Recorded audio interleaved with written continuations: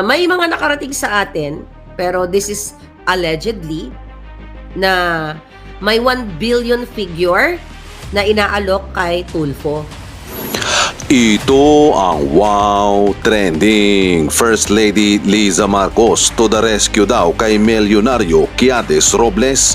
Ito daw ay matapos na makorner ang manok ni First Lady Liza Marcos na si Mel Robles sa issue na kinakaharap ngayon ng PCSO. Ayon pa kay Madam Maharlika na may nangyayari daw na areglo kay Senador Rapi Tulfo at kay Senador Coco Pimentel, at ayon pa nga daw sa puting ahas ni Maharlika na ang offer di umano kay Senador Rapi Tulfo ay umabot daw ng 1 billion pesos. Oh my God!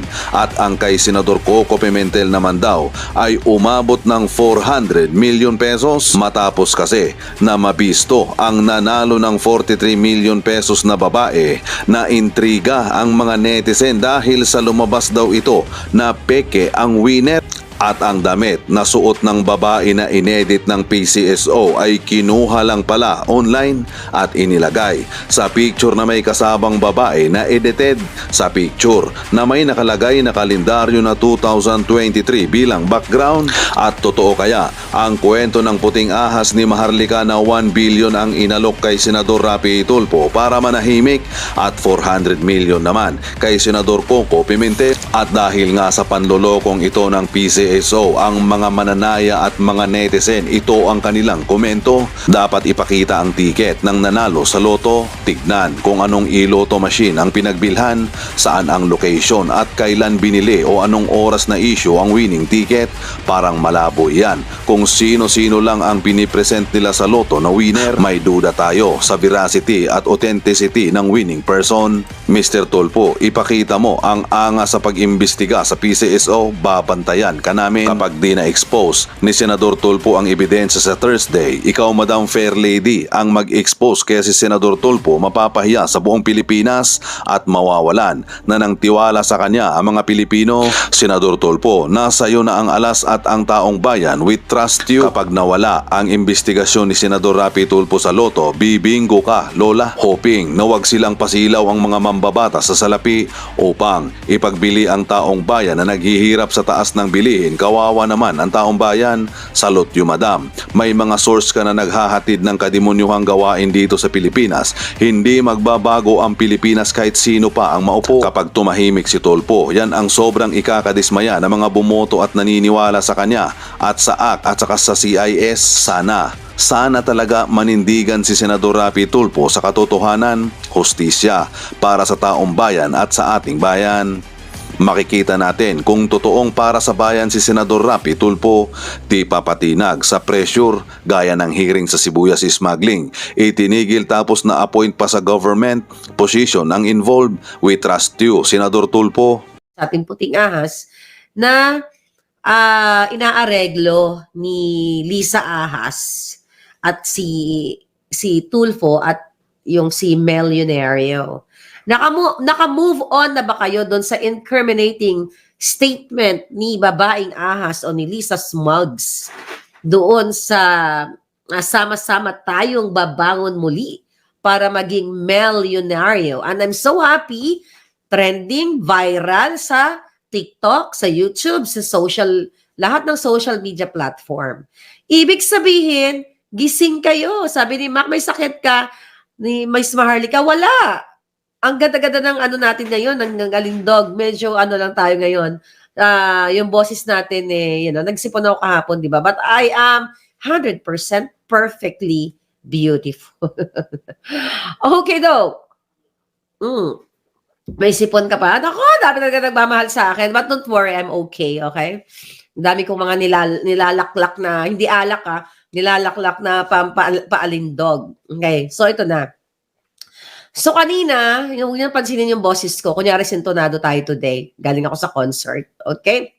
So kanina, sinabi ko sa inyo na nakarating sa atin na wina-workout ni babaeng ahas at ni milyonaryo si Rafi Tulfo. At binanggit ko rin sa inyo ang tungkol kay Coco Pimentel na kaya nung last year ay hindi na push itong PCSO anomalies you know, nagkabayaran, nagkaayusan. Yun ang nakarating sa atin, sa ating, mula sa ating mga puting ahas. Pero bago ang lahat, na naman, gusto ko munang batiin ang aking mga palangga na 12,000 followers on Maharlika Network, na talaga namang in less than 4 days lang yata tayo ay may 12,000 na tayo, Don Rolando. So gusto ko kayong imbitahan muli. Ayan po ang ating legit na Facebook page, okay?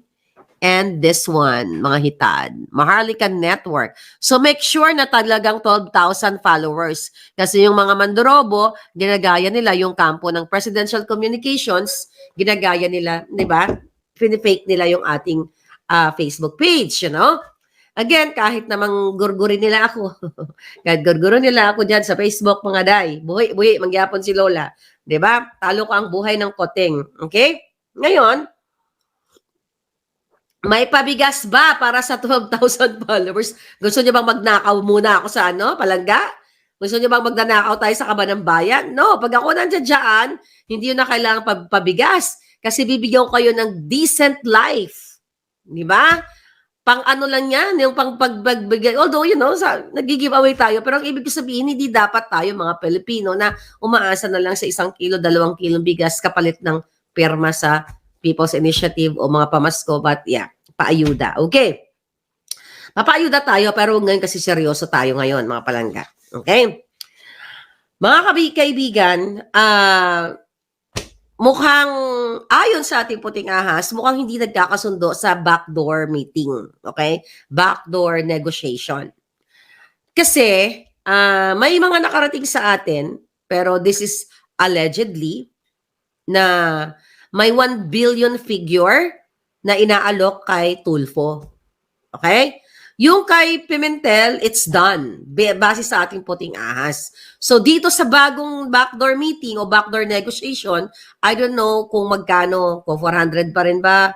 Parang laki naman kay Tulfo, 1 billion. Tapos kay Coco is, is 400. Parang kung ikaw ay magpapabaya, di ba? Parang hindi naman yata patas yun. Pero kasi, hindi patas, in the first place, yung gagawin nila hindi patas, di ba? So, siguro dahil hawak ni Tulfo ang vom, va. Okay. Ngayon, ipakalat nyo pa mga hitad ang video ni Lisa. Okay? Done deal na kay Coco Vid, sabi ni Minda Diaz. So, eto na nga. So, maliban dito sa pinag-uusapan sa natin, actually nauna tayo dyan palangga yung mga peke na nanalo, 'di ba? Nauna tayo diyan. Huli na yung mga kongreso na yan. Nauna pa si Maharlika diyan. Bago pa inupo si Robles, binanatan ako na ng bonggang-bongga yan. Binolja ko na ng bonggang-bongga na hindi makain ng iro ang pangbobolja ko sa kanila ni Lisa at ni Taning nakasabwat niya. Remember, binlag ko sa inyo yung tungkol sa tara na hinihingi ni milyonaryo ni Mel Langka. Okay, Langka kasi gugu yung kanyang peslak. Nakarama kasi. So, maliban doon sa tara na pinakamababa is 500,000, not million. 500,000 kada operator. Remember that 2022 ko yan binlag sa inyo. Kahit halungkatin nyo dyan sa Boljak TV. Pero sa Maharlika at Maharlika Boljak, wala kayo malungkat kasi ginorgor na ng Presidential Communications ni Lisa Smugs ang ating Facebook page. At now we have Maharlika Network. So, binalikan ko yung mga notes ko, mga palangga, na inulat ko sa inyo yung total, I believe more or less 88 operators, yung mga lotto outlets sa Pilipinas na sinisingil ni Langka, ni milyonaryo at ni Lisa. Kaya naman pala, hindi lang sila milyonaryo, bilyonaryo, bilyonaryo. Di ba lagi ko sinasabi sa inyo na, Lisa, iluwa mo ang pera ng bayan, nasa tiyan mo. Kasi bilyonaryo. So imagine nyo, you do the math. Kung sa 500,000 pesos, okay? Ang pinag-uusapan natin sa 88 operators na sinisingil ni Robles at ng kanyang mga grupong Cindy, Cato, okay? That's total of 44 million. Okay? Pesos. And also, di ba, narinig ninyo, yung mga operators doon na nagre-reklamo, isinara sila, di ba, nang walang walang justice, walang hustisya, basta nalang pinagtripan sila na isidara. There are 2,000, sabi nga ni Tulfo doon, ginugurgur nyo ang buhay nitong mga yung mga operators at yung kanilang mga empleyado. So sinabi ko din sa inyo, noong 2022, na sinisingil yung renewal nila mga palangga na nagsisimula sa na 20 million and down payment, if you wanna renew, is 10 million pesos. So there's a lot of pagnanakaw talaga. Alright? So we're talking about the small operators. So how much the big operators? Yung mga malalaki. Okay? So they're like roughly 50 million at non-refundable. So ibig sabihin, pag sinabi ni Robles na ay walang walang machine, chuchu-chuchu, ganyan-ganyan. Nada. 'Di ba? Goodbye 10 million, goodbye 20 million. So ganun kayo kadorobohin ni Robles at ni Lisa. Dahil sinabi ko nga sa inyo na mayroong na ka-meeting ni Lisa during that day. Okay? Na sinasabi niya kay Robles na Mel, ikaw na bahala sa PCSO. Sabi niya, I want it clean. Gusto niyang malinis ang galawan. Pero napakabait ng tadhana sa inyo.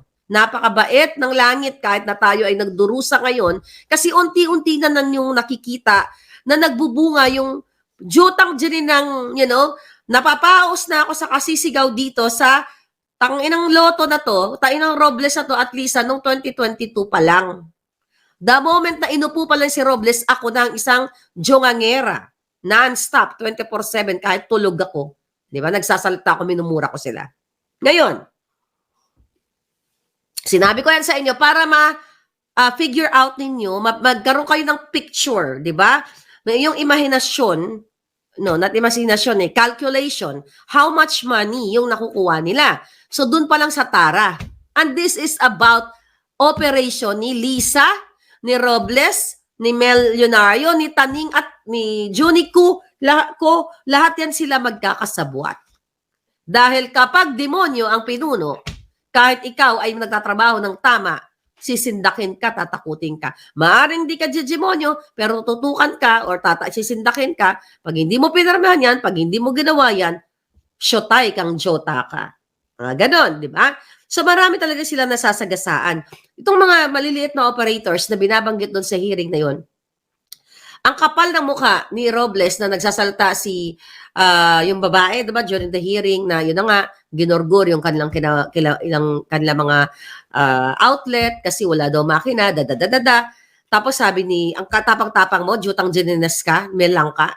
Sabi niya, you're a liar. It's a big lie. How about you? Kayo ni Lisa, hindi ba lie yung ginagawa nyo? Hindi lang lie ka, Jejemon, you. Ang ginagawa ninyo sa pagnanakaw mo ng pera, noong panahon pa lang, nung nasa El Shaddai ka, doon ka, pinagloloko mo ang mga religious group. May El Shaddai ba dito? Itapon nyo na yan, huwag nyo nang i-welcome yan sa inyong religious group kasi binababoy kayo. Nare-represent kayo ng hinayupak na yan. Isa sa mga naging winning, niya yan, what do you call it?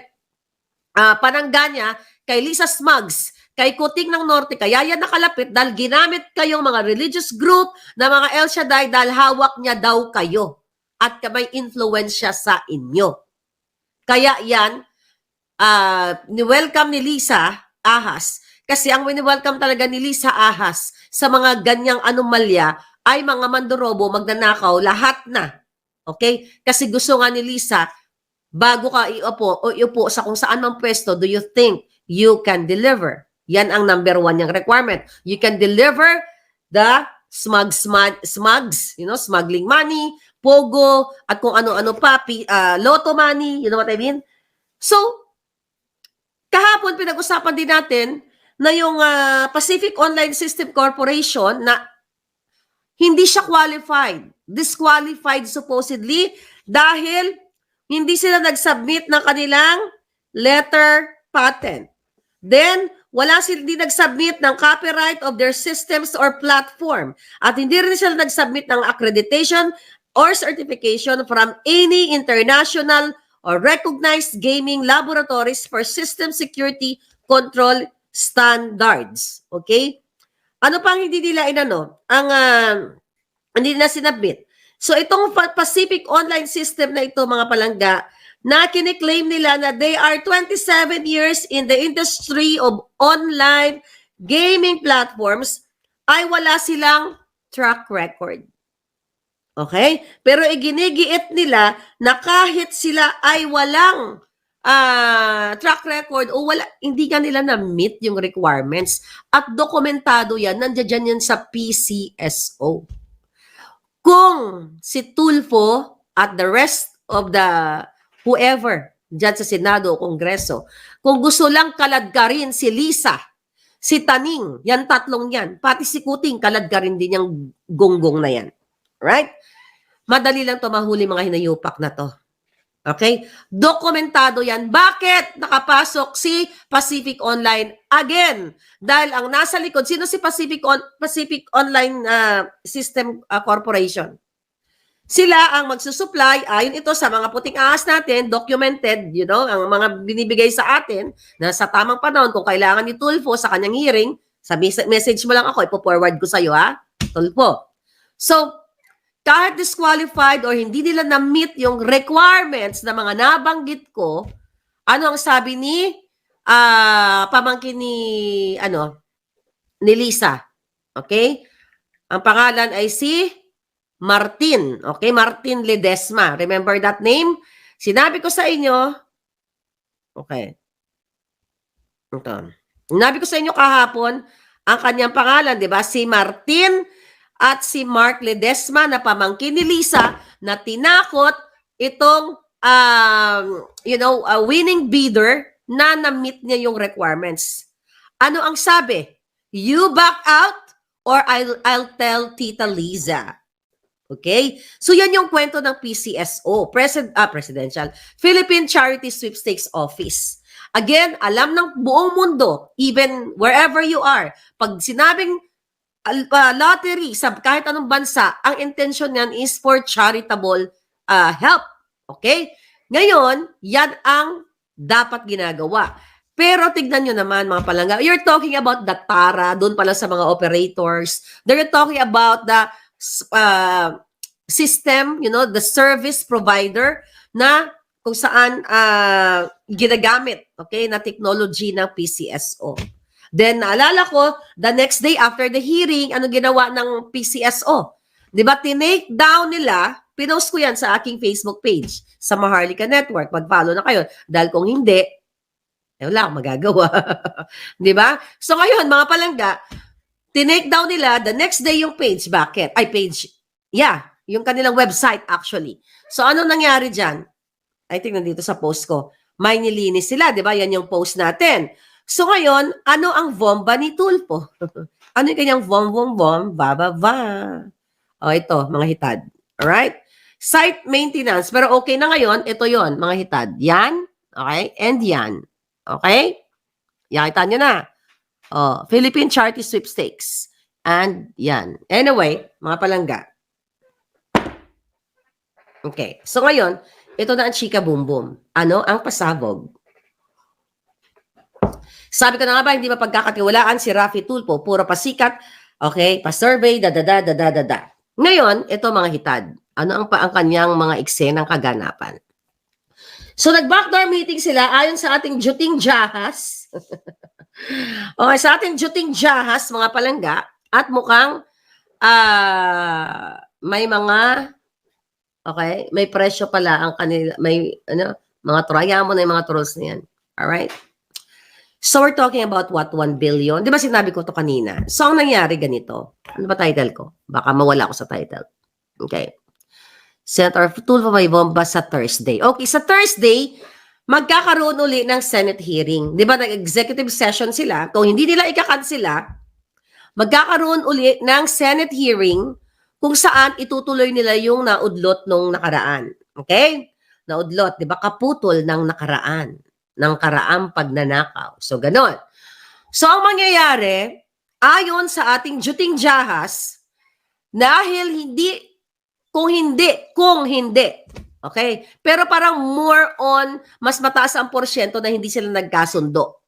Okay? Whatever, kung ano man pinagchikahan nila, ilalabas ni Tulfo ang bomba ng mga ebidensya na etong si Robles at si Lisa Ahas, si Taning, lahat ng involved sa PCSO ay mayroong pinurchase na isang bagay, yun lang muna sasabihin natin kasi hindi pa pwede daw ilabas. Huwag daw pangunahan. Okay muna. May isang bagay na binili si Lisa, si Robles, si Milyonaryo, okay? Na isang bagay na nagkakahalaga ng 30 million pesos. Ano yung bagay na yon? Yung bagay na yon ay, tao, bagay? Nakakain ba? Yung bagay na yon, mga palangga,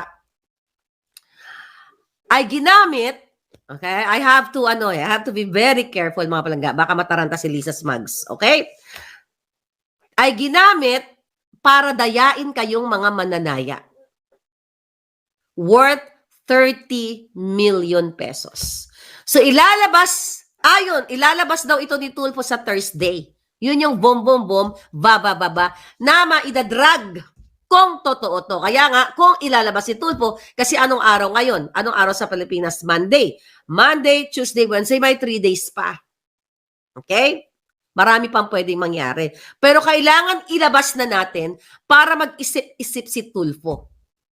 Kasi, okay, kung talagang para sa Pilipino, sabi ko nga, kung idadrag mo si Lisa, dahil napanood mo naman, Raffy Tulfo ang video ni Lisa, incriminating video, na iginisan niya ang kanyang sarili dahil sa pagbati na simpleng bati, pero siya nga na lang ang hindi makapick up noon. Kasi the intention is, sama-sama tayo para maging milyonaryo. Ang sabi ni Lisa, salamat, di ba? Salamat, thank you for helping my family, lahat, my family and me, my husband, di ba? Sabi niya doon, salamat sa mga tulong for never ever niyang sinabi na, Mel Langka, thank you for doing such a good job, by helping our kababayan. Mga ganon, wala. Diba? Kasi hindi naman lahat ng mga tinataya ninyo sa loto, mga palangga, hindi naman yan napupunta sa prize money.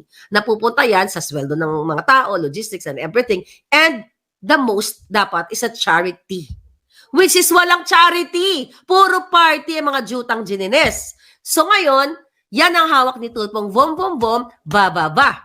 Okay? Are you ready for that? So, abangan nyo to. Kaya, kailangan, sabi ng puting ahas, Maharlika, ilabas mo to para i-pressure natin si Tulfo at i-pressure natin silang lahat. Ngayon, alam nyo na may vom, may ba. So, ibig sabihin, nasa kamay ninyo kung paano nyo i-flood. Okay? I-pressure si Senator Raffy Tulfo. Ngayon, wala mo tayong mura-mura kasi binibigyan siya natin ng chance na ipatunayan niya na totoong para sa tao, hindi puro grandstanding.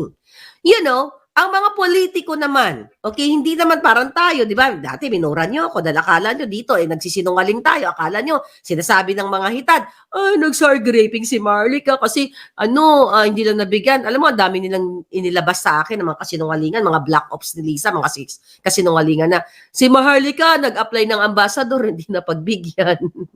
Patangay na niya, wala na kayong mailabas na mga in-applyan ko. Si Maharlika nag-apply sa OFW department, hindi na pagbigyan. Mga giatay, tanginan nyo lahat. Nasaan ang application ko? Diba? Hindi naman tatanggapin ng blue passport doon, diba? Hindi naman nakakatulad ni Paul Soriano na natural born citizen siya, pero in-appoint ni Kuting. So yan yung tira sa akin. Which is hindi nga mangyayari yan. Ay, hindi mananalo yan. Kasi wala nga pwedeng ibangga si Lisa, si Robles, ang presidential communications sa katotohanan dahil sa kanila kasinungalingan. Okay, balik tayo, mga palangga. So, ito na, mga kababayan. Ang eksena, sa Thursday, mag-a-absent si Langka, si Milyonaryo. Okay? Mag-a-absent siya kasi magkakasakit daw siya. Imagine nyo. Di ba? Nalaman niya, may sakit siya sa Thursday. Ang butangin na talaga, no?